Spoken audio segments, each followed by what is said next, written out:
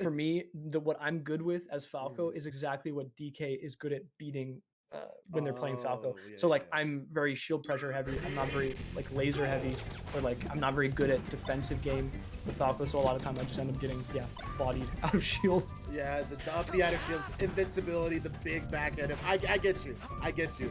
I'm a very unconventional Peach player that I'm like a really bad version of B-Bats where I just hold forward and just try to blow people up. So I completely get it. But hopping in here, Yoshi Story's on the first pick and immediately drill grab rest into up throw up there. And that's a brutal kill setup that I've seen a lot of top level Foxes start to implement, is that drill grab as a preferred, because it's way easier to hit that drill at a low percent puff. You cross up on the shield. You can even set up for the Jigglypuff, which we saw back in, I believe, 2018 from KJH's Twitter account, to go ahead and get those early shield pokes on the Jigglypuff. And so love to see these Foxes starting to immediately implement that into early grab. Yeah, and I don't know if you were following that whole edge guard like attempt by Jamie, but that was absolutely devastating. Like Jamie had pretty much the perfect edge guard and then Randall came and messed it up. And LabMaster's just going off. LabMaster taking it to the is bank. Yeah, kind of abusing Jamie for holding down on that nair. He immediately just went for that nair grab on the crouch cancel. So loving to see these EU players implement a lot of these counter crouch cancel opportunities on both sides of this matchup. Jamie has definitely has the potential. Jigglypuff blows up Foxes when they want to. And ooh, get that soft hit nair to reset that. Barely making it back and gonna kill. Yeah. No, at the very least, Jamie can be happy that Yoshi's Story is out of the picture now, since it didn't seem to work out so well for them. Whoo, that was dominant. Like we got how long was that game? That had to have been like 70 seconds, maybe, if that. That was Yeah, a a quick minute one. something. Really, that was brutal.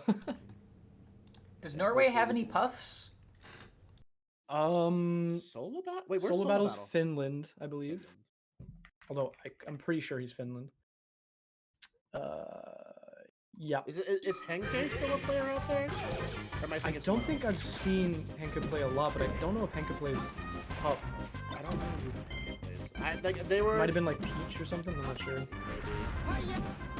I knew they were a floaty player. Yeah. So actually, yeah, Norway has Valani, who's a very notorious Puff main, very good player in general. Jamie punching back at that stock advantage.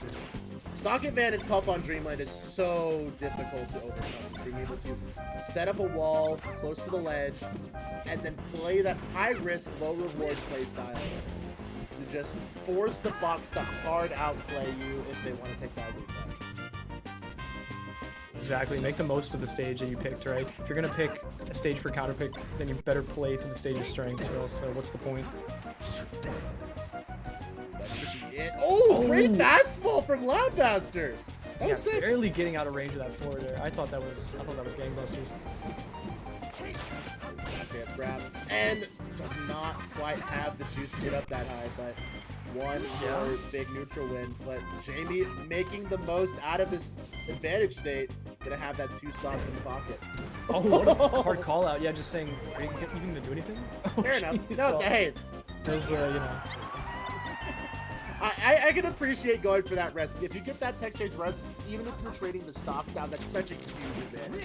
Yeah, and it's like we said in the last Jamie showing, like if you can find those rests when those opportunities present themselves instead of being like scared, then you're a very scary threat because suddenly no situation is safe from you just running in there and going for like the, you know, all your eggs in one basket option. Poking at the edge of Fox's threat range and finding those tippy toes back airs. Rinse, repeat, finds him off stage, and that's going to be a 3-stock to 1 situation. Grab attempt and the up throw up air is going to send us to a 2-1. LabMaster not going quietly.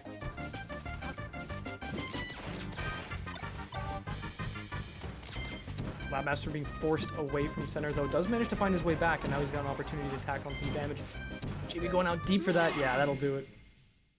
Jamie kind of finding an idea for how LabMaster wants to recover, and even just with a hard, like not those being converting a hard read to a informed decision is so huge for modern floaties against Fox. I was having a discussion with Fishbait, who was one of our who is Colorado's best Peach, and just talking about like how do we beat these top foxes when you have to just convert into these death combos if you want to make the matchup work. And it's talked about converting hard reads into informed decisions, being able to minimize the options they do have to go for a 50-50. And if you can read that 50-50, great, you just get the stock. But if not, you just try to make yourself as small of a target as possible while you reset back to neutral. Exactly. Yeah, don't put yourself in a shitty spot just because there's like a chance that you're gonna get a stock, right? Oh man, that was a really quick cleanup from LabMaster. 3 stocks apiece, and this is that Fox Puff matchup where you're just stocks are flying. Stocks can absolutely just evaporate in the course of a couple seconds. Right? 60% is kind of just the death position for both sides of the matchup. 60% is going to get those strong hit backers to push off stage, and of course, 60-70% is when up smash and up air starts killing on the other side. It's also very fitting for the first, actually competitive set we've had so far, or at least back and forth, I should say, where, more than one person has taken the game in the set. A brutally efficient up there, just about 5% short of a guaranteed kill. Great DI from Jamie, of course, to extend that stock. Jamie's just barely catching LabMaster after that edge cancel back air. But yeah, that was actually going to do it, and again, evening it up pretty quickly. LabMaster playing very well out of that dash dance. Such great potential for actionability. Dash dance, of course, into that tech chase grab. Being able to react out of that full speed dash dance is a lot more difficult than people give credit. So LabMaster absolutely locked in. Yeah, and Jamie was doing a good job of tech chasing on those platforms, but those up throw was sending a bit too far away to actually connect after the second one. And now he's just been playing catch up, basically trying to clean this stock out before LabMaster gets a chance to do the same. Dash tap, push off stage, goes for the high read recovery. LabMaster finds himself back in center stage. That was pretty much sending the wrong way. You don't like to see in this situation because, yeah, it's getting to the point where LabMaster is starting to mount a little bit of a comeback. And there it is, finally with the lead. He's got to hold on to it for dear life. 1-1 in the set, and this will determine the victor of this game. Very instrumental to decide who gets that comfort pick in Game 5. LabMaster looking like they're just trying to run away with this lead, tack on as much percentage as possible. And Jamie is going to do it. Looking good, going into last stock, 30%. Not that kill percent quite yet. Watch out for the grab under platform. Oh, and yeah, nicely done by LabMaster. Jamie got the wrong read on the direction Fox is going there. And now we have up throw, up air, kill percent here on Pokemon Stadium. Yeah, and smart of LabMaster just tech that one out. Like, you got side beat, it's fine. Don't try to, over aggressive punish. Just get out of there. Oh, catches the jump out of shield. LabMaster playing off those secondary defensive options very, very well. Jamie, of course, jumping out of shield. Try to wall off with another back air to get their space back, but LabMaster there to snuff it out with that backflip kick. Yeah, it was reminiscent of how LabMaster was kind of sauce and dank shield earlier with those waveland back, So he's just sort of like smart, understands interactions with shield and like when somebody wants to move out of shield. And that'll net you a lot of kills in this matchup, especially because, yeah, grounded Puff, not so good. Grounded Puff, grounded Falcon, just please hit the shields. Free hit it. Just absolutely smother them with your hitboxes. You're Fox McCloud. I mean, come on, just do it. Yeah, just hit 600 buttons a minute.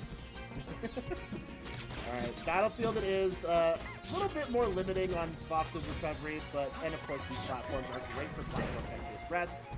And Jamie absolutely snuffing out that illusion coming out from Fox. One more hit should do it. Oh, yeah. Attack. And reverse fair. Oh, but he's making it back, and now shine opportunity. No, forward air comes out. I think back air was, what was intended there.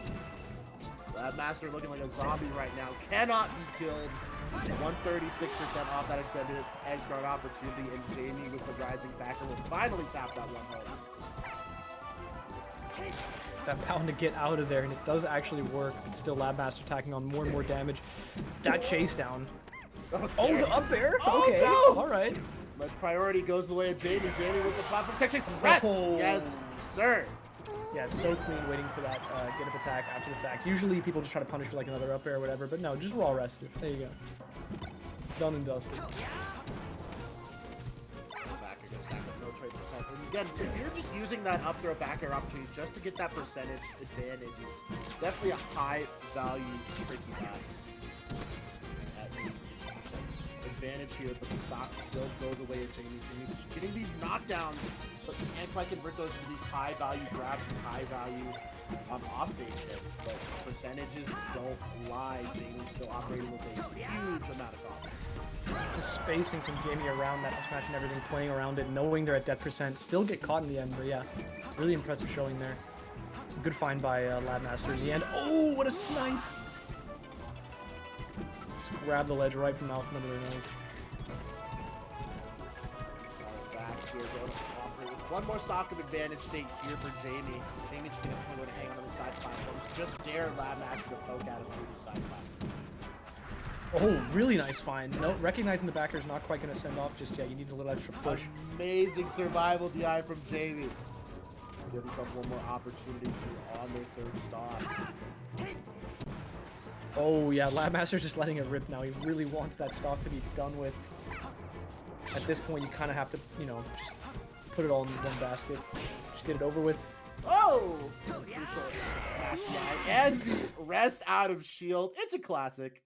And It we is have kind of the like game it's five. like a slow down, like relax kind of thing. Jamie saying like, okay, you can, you know, you can let it rip. You can do like 50 out smashes in place, but eventually, like, it will lead to a punish. So maybe don't do that game 5. You know, let's be Hey, civil.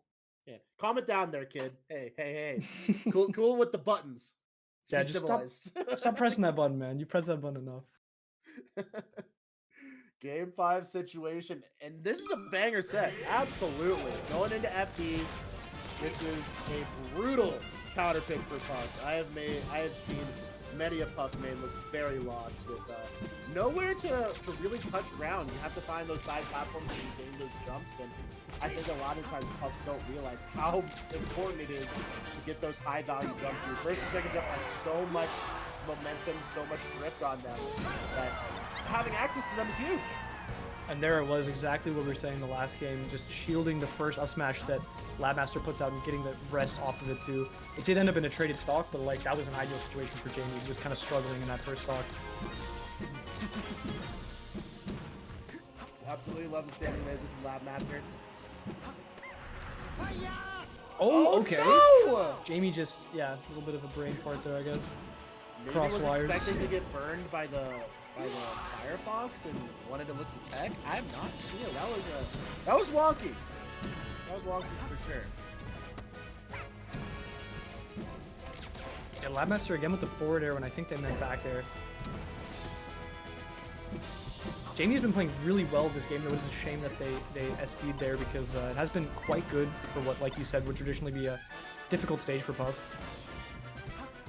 It just boils down to, almost traditional fighting game neutral. Get those footsies.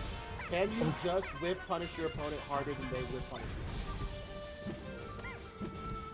Fox and Cloud really good at whiff punishing. Oh yeah, probably the best.